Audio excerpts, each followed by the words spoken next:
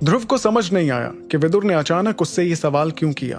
विदुर के इस सवाल पर ध्रुव का चेहरा थोड़ा लाल हो गया था।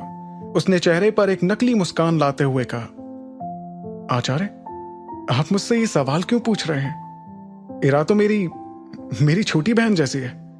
उसके लिए मेरे दिल में कोई वैसी वाली फीलिंग्स नहीं है। यह सुनकर विदुर ने तुरंत मुस्कुराते हुए कहा, छोटी बहन जैसी है, लेकिन छोटी बहन नहीं है। तुम दोनों का खून का रिश्ता भी नहीं है। इरा को तुमने कभी ध्यान से देखा है?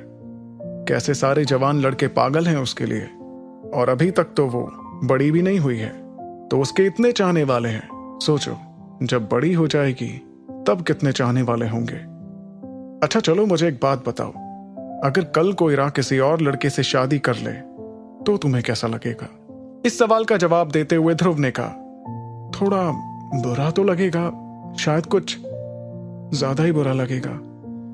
यह सुनकर विदुर ने मुस्कुराते हुए कहा, अगर उसके किसी और लड़के से शादी करने पर तुम्हें बुरा लग रहा है तो वो कभी तुम्हारी बहन नहीं हो सकती।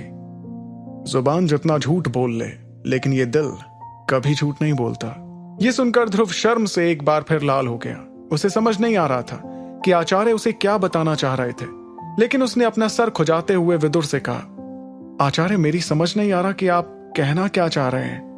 क्यों पूछ रहे हैं आप इरा के बारे में? इस पर विदुर ने ध्रुव की तरफ देखते हुए उससे कहा, मैं ये सवाल इसलिए पूछ रहा हूं क्योंकि तुम अपनी फीलिंग्स के बारे में कंफ्यूज्ड हो। तुम इरा को मन ही मन पसंद करते हो, लेकिन इस रिश्ते को दूसरा नाम देते हो। मेरी बात ध्यान से सुनो ध्रुव, मैं तुम्हारी काबिलियत जानता हूं, लेकिन इरा का परिवार बहुत खतरनाक है। यह सुनते ही ध्रुव ने तुरंत विदुर की बात काटते हुए सवाल किया, आप इरा के परिवार के बारे में जानते हैं? ध्रुव की हैरानी देखते हुए विदुर ने उससे कहा, मैं उसके बारे में ज्यादा तो नहीं जानता, लेकिन इतना जानता हूं कि उसके परिवार वाले बहुत खतरनाक हैं। मुझे यह भी नहीं पता कि शौर्य दल जैसे छोटे दल का उन लोगों से क्या संबंध है, लेकिन इतना जान लो कि तुम दोनों के बीच एक बहुत बड़ा फासला है।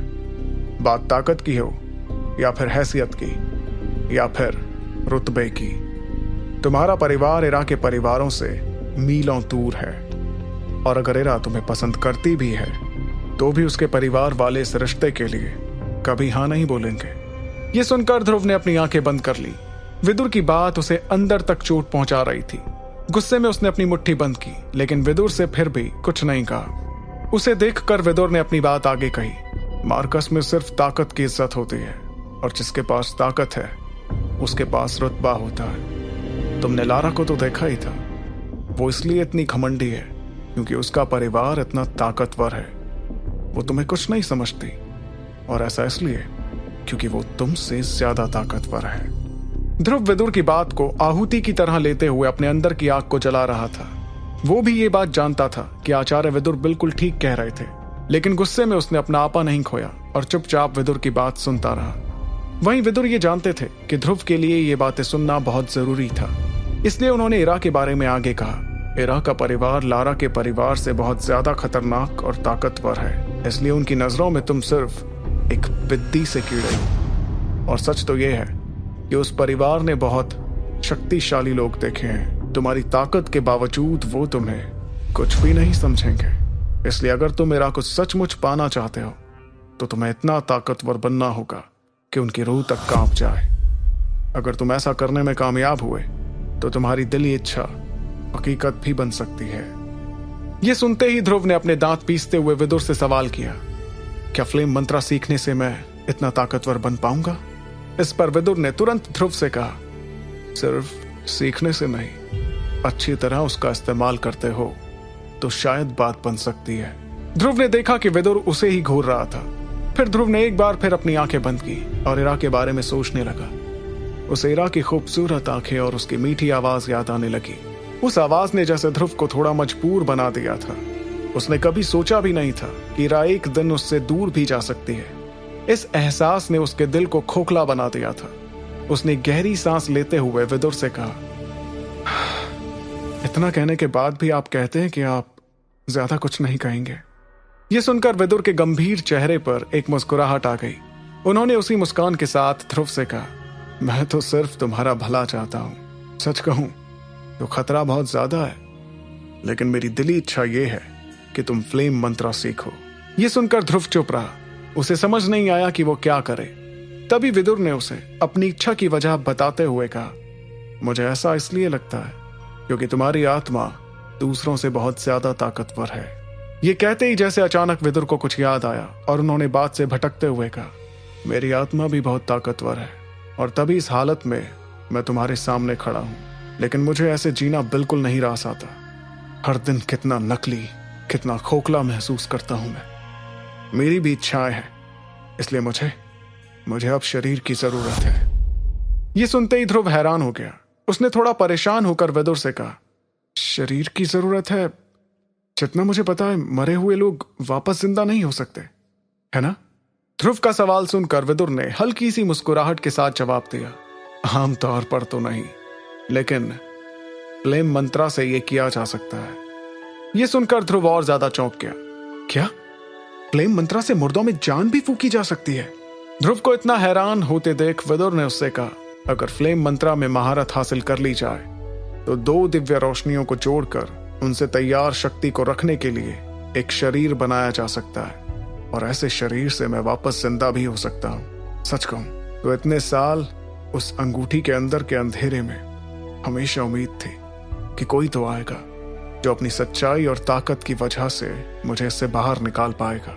और जब मैं तुमसे मिला तब मेरी खुशी का ठिकाना ही नहीं रहा। मेरी किस्मत बहुत अच्छी है कि मेरी मुलाकात तुमसे हुई। ये बात कहते हुए विदुर थोड़े उदास हो गए थे। उनके चेहरे की झुर्रियां भी उनकी उदासी को छुपा नहीं पाई। तभी विदुर ने देखा कि ध्रुव भी उन्हें उदास देखकर थोड़ा उदास हो गया था, इसलिए उन्होंने चेहरे पर मुस्कुराहट लाते हुए कहा, छोड़ो पुरानी बातें, यह सिर्फ एक बूढ़े आदमी की बकबक है। मैंने कहा था मैं ज्यादा कुछ नहीं कहूंगा, लेकिन कितना कुछ बोल गया। धत। ये कहते हुए उन्होंने अपना सिर हिलाया और फिर अपने दोनों हाथ सामने कर लिए। फिर आंख बंद करके जैसे उन्होंने कुछ कहा और अचानक उनके दोनों हाथों में कागज के टुकड़े आ गए थे। एक टुकड़ा लाल रंग का था और एक टुकड़ा काले रंग का। दोनों टुकड़ों को अपने हाथ में महसूस करते हुए विदुर ने अपनी आंखें खोली और ध्रुव से कहा, लाल कागज क्लास 3 की एक लो लेवल तकनीक है और ये काला कागज ये है फ्लेम मंत्रा। एक बार अच्छे से सोच लो, तुम्हारा दिल जो कहता है वो ही करो, नतीजा चाहे कुछ भी हो, तुम हमेशा मेरे शिष्य रहोगे और मैं कभी तुम्हें दोष नहीं दूंगा। ध्रुव इस वक्त दोनों कागजों को बहुत ध्यान से देख रहा था। उसकी नजरें कभी लाल कागज पर होती तो कभी काले कागज पर। फिर आखिरकार उसने अपने कंधों को नीचे करते हुए मुस्कुराते हुए कहा, सच कहूं तो मुझे मौत से बहुत डर लगता है, लेकिन मैं ये भी जानता हूं कि बिना ताकत के इस समाज में इज्जत नहीं मिलती। उस दिन लारा ने सबके सामने मेरी और मेरे दल की बेइज्जती की थी और ये दिन मैं दोबारा कभी नहीं देखना चाहता।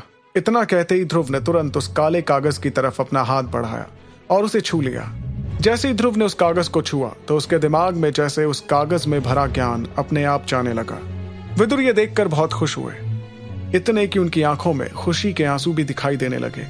इसी खुशी में विदुर ने ध्रुव से कहा, फिक्र मत करना ध्रुव, मैं हर कदम में तुम्हारे साथ रहूंगा। ये सब जानते थे कि एकलव्य रैंक हासिल करने के बाद खास तकनीकों पर महारत हासिल करना मुमकिन हो जाता था, लेकिन ध्रुव कुछ देर अकेले बैठकर उस खास तकनीक को अपनी शक्तियों से मिलाने की कोशिश करने लगा। लगभग 2 घंटे बाद ध्रुव ने बैठे बैठे अचानक अपनी आंखें खोली। उस खास तकनीक को अपनी शक्तियों से मिला देने के बाद ध्रुव का शरीर और बड़ा लगने लगा था। उसका चेहरा और ज्यादा चमकने लगा था और उसकी आंखें हल्के हरे रंग की हो गई थी। उसने पलके झपकाते हुए गुफा की रोशनी को देखा जो अब उसकी आंखों में चुभ रही थी। तभी विदुर ने ध्रुव से सवाल करते हुए कहा, क्या तुम कामयाब हुए? ध्रुव ने देखा कि यह सवाल पूछते हुए विदुर के चेहरे पर एक मुस्कुराहट थी। उसे देखकर ध्रुव ने भी कहा, हाँ। इतना कहकर वो अपनी नाभि के पास से शक्तियों को अपने हाथ की तरफ लाया, जिससे उसके हाथ में एक पीली सी रोशनी दिखाई देने लगी। ध्रुव इसे देखकर थोड़ा परेशान दिखने लगा। उसने इसी परेशानी में विदुर की तरफ देखा, जिसने मुस्कुराते हुए ध्रुव से कहा, मैं जानता हूं तुम क्यों परेशान हो रहे हो, लेकिन फिक्र मत करो, तुम इस शक्ति को कुछ वक्त में बाहर भी ला पाओगे। अभी तुम्हारा रैंक एकलव्य है। इस शक्ति को जब चाहे बाहर लाने के लिए महादक्ष रैंक की जरूरत होती है। यह सुनकर ध्रुव समझ गया था कि शक्ति को बाहर लाना इतना आसान नहीं था। उसे ऐसा करने के लिए अपनी ट्रेनिंग जारी रखनी पड़ेगी और रैंक में इजाफा करते रहना पड़ेगा। ध्रुव इस वक्त अपनी कलाई में मंडरा रही पीली रोशनी को देख रहा था। फिर उसने अपना सिर हिलाया और विदुर की ओर देखते हुए कहा, मुझे इस फ्लेम मंत्रा को लगातार बढ़ाना होगा। फिलहाल के लिए तो इसकी शक्ति बहुत कमजोर है, इसलिए मैं किसी ज्यादा ताकतवर से लड़ने का ख्याल भी दिमाग में नहीं ला सकता। अगर मैंने ऐसा किया तो इससे मुझे ही सबसे ज्यादा घाटा होगा। इस पर विदुर ने भी सिर हिलाते हुए ध्रुव से कहा, तुमने बिल्कुल सही कहा। आसान शब्दों में कहा जाए तो तुम्हारे फ्लेम मंत्रा की ताकत अभी क्लास 1 की लो लेवल तकनीक जितनी है, लेकिन खास तकनीकों की यही बात होती है। तुम चाहो तो अपनी मामूली तकनीकें इस्तेमाल करके इनकी शक्ति बढ़ा सकते हो। मेरे ख्याल से 3 क्लास 2 की मामूली तकनीकें काफी रहेंगी। और हाँ, अब जो तुम्हारी शक्ति कुछ वक्त के लिए कम हो गई है, इसलिए तुम्हारे हमला झेलने की क्षमता में भी कटौती हुई है। इसलिए भविष्य में तुम्हें ध्यान रखना होगा कि दुश्मन तुम पर हावी ना हो पाए और तुम्हारे हमले कम हों लेकिन बम की तरह धमाकेदार हों। इससे तुम्हारी शक्तियां बची रहेंगी ताकि ट्रेनिंग में कोई अड़ंगा ना आए। और कोशिश करना कि हर लड़ाई को जल्द से जल्द खत्म कर दो। ये बात सुनते हुए ध्रुव ने अपना सिर हिलाकर हामी भरी, लेकिन उसे बुरा लग रहा था कि एकलव्य रैंक पर होने के बावजूद उसे कुछ वक्त बाकियों से बच बचा के चलना पड़ेगा। उसकी उदासी को देखकर विदुर ने उससे कहा, जब तुम 3 क्लास 2 की तकनीकों पर महारत हासिल कर लोगे तो मैं तुम्हें एक और नई तकनीक सिखाऊंगा। लेकिन तुम्हें एक बात का ध्यान रखना होगा, आगे का रास्ता बहुत मुश्किल होने वाला है, इसलिए अब से हर कदम सोच समझ कर ही लेना। लेकिन ध्रुव का ध्यान तो उस नई तकनीक पर जा चुका था जिसका जिक्र विदुर ने किया था। उस तकनीक के बारे में और जानने के लिए ध्रुव ने विदुर से पूछा, वो नई तकनीक कौन सी क्लास की होगी? इस सवाल के जवाब में विदुर ने अपनी दाढ़ी सहलाते हुए कहा, यह मैं तुम्हें अभी नहीं बता सकता, लेकिन हाँ, इतना जरूर कह सकता हूं कि वो तकनीक ऑक्टेन ब्लास्ट से ज्यादा ताकतवर होगी। ये सुनते ही ध्रुव के कान खड़े हो गए। वो दिमाग में शक्तियों का गणित लगाने लगा। ऑक्टेन ब्लास्ट तो क्लास 2 की हाई लेवल तकनीक है। इसका मतलब ये नई तकनीक इससे भी ज्यादा ताकतवर होगी। मतलब कहीं ये तकनीक क्लास 3 की तकनीक तो नहीं।